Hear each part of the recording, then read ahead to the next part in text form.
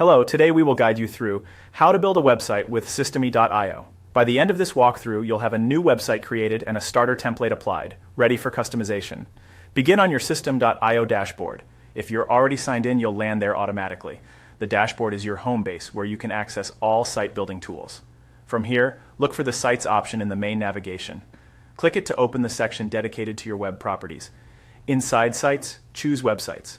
This area lists any sites you've created and is where you'll add new ones. To start a new build, click Create. This opens a simple form that sets the foundation for your website. First, enter a name for your site.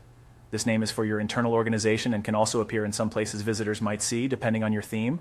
Choose something clear and recognizable like your brand or project name. Keep it concise so it's easy to find later if you manage multiple sites. Next, enter your domain name. If you already own a custom domain, use the format you plan to publish on. If you don't have one yet, you can begin with the default Systeme.io subdomain and connect a custom domain later when you're ready.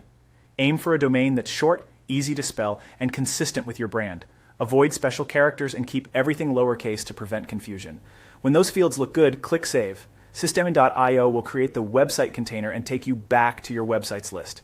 You should now see your newly created site listed there. Click on the website you just created to open its details and begin designing. To make setup fast and professional, select a sample template.